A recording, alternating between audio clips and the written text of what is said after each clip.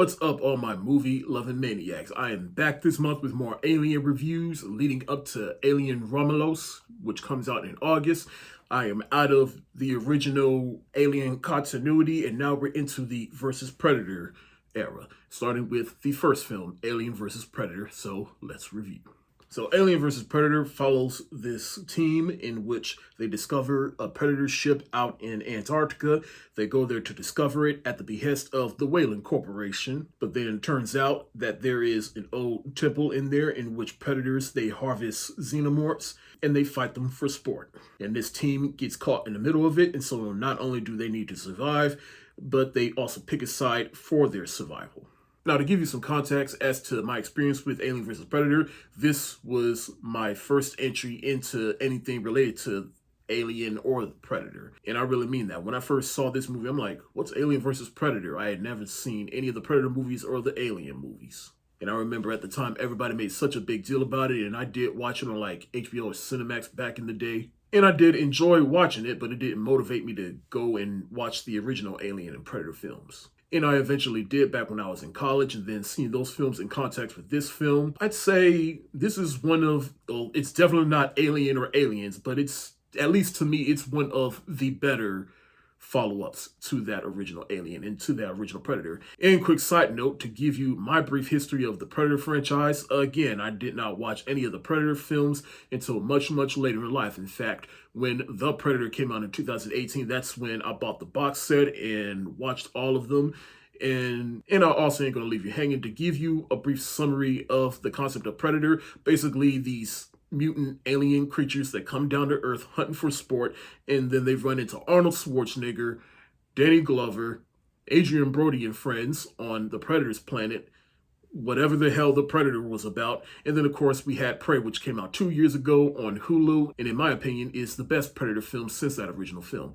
But, of course, the original is an 80s classic. The second one was okay at best. Other than the original and Prey, I thought Predators was pretty good. And the Predator, yeah, less said the better.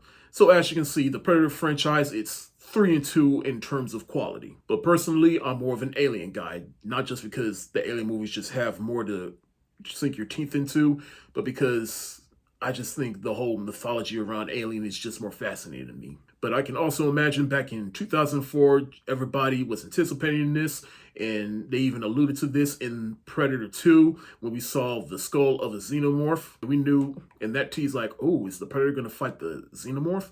And this also came out at a time where it was a year after Freddy vs. Jason coming out, and everybody was doing versus movies with two iconic characters, or monsters in this case. But overall, like I said, I enjoy Alien vs. Predator, in fact, more than Prometheus and some of the other Alien sequels after Aliens. But more on that on another day. But Alien vs. Predator, it gave me exactly what I asked for, which is two iconic movie monsters or aliens just fighting each other.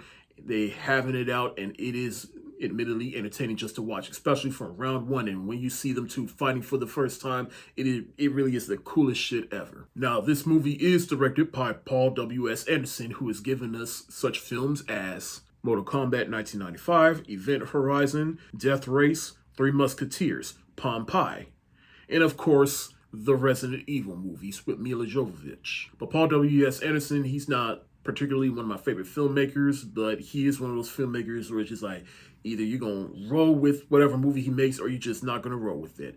And in retrospect, this is probably my favorite of everything he's ever made, to be honest, because he knew exactly what kind of movie this was. He understood the assignment. And I do admire the fact that this movie does take place on an alternate timeline, so it does separate itself from the mainline Predator films and the mainline Alien films, which was a smart thing to do. It's its own contained thing, and so that we just go into this movie without any baggage, we can just kick back and have a good time. But they do manage to cram in some mythology from the Alien films, like the Weyland Corporation, in which we do get to see Weyland, played by Lance Henriksen, who played Bishop in Aliens and then played his human counterpart in Alien 3. But he's the one that's heading this expedition, and he is sick, he is dying, and he wants to do one last ride, but with the help of Sanaa Lathan's character. And quick side note, can we take a moment to appreciate that Paul W.S. Anderson put a black woman as the final girl in this movie? Because even back then, I never really took a moment to appreciate that. And Sanaa Lathan, she is a great actress in her own right. And seeing her in this movie, because the first thing I think I ever saw her in was like Love and Basketball. No, it wasn't that. It was Brown Sugar. The first thing I ever saw in was Brown Sugar. And then come to see her in this, I'm like, oh, she can do something like Brown Sugar. And she could do action. And then, of course, as I got older, I saw more of her films, particularly Love and Basketball and The Best Man.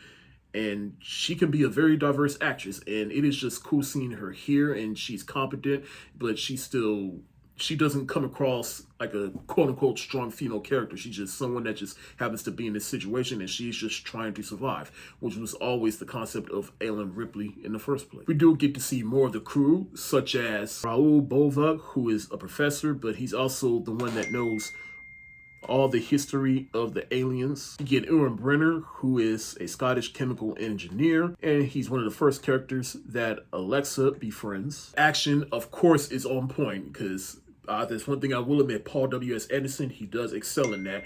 And I do appreciate that this movie has a blend of practical and CGI effects in it, because these two franchises, that's what it's known for. You better put a human in a Predator suit, and they do the puppets or animatronics for the aliens. And then for the more grander scenes, that's when they use CGI, and they used it perfectly. And that final fight between the Predator and the Alien Queen, it is just badass. And as for the Predator and Xenomorphs themselves, yeah, they really go at it. And I do like how, in retrospect, I do like how there's more of an emphasis on the Predators in this film, because the Alien films, they've had more films than the Predator films. And at the time when this movie came out, Predator was only 2 movies deep. So I can understand why they wanted to put more of an emphasis on the Predators. And they do make up for it when the Xenomorphs do come. And of course, Sanaa Lathan's character, Alexa, she is the final girl, and so she picks a side, which is the Predators. She works with them in defeating the Xenomorphs, and they are victorious. It's basically the concept of the enemy of my enemy, which they do say in the movie. Is Alien vs. Predator a perfect movie? No, but is it a fun movie? Of course. You just gotta know what you're getting yourself into when you watch this movie. And this movie gave me exactly what I asked for. Well, really, anytime they do a versus movie, they typically give me what I asked for, which is 2 icons fighting each other with some forced Hackney story, and also respecting the 2 creatures that are fighting each other. I'm gonna give Alien vs. Predator the thumbs up emoji.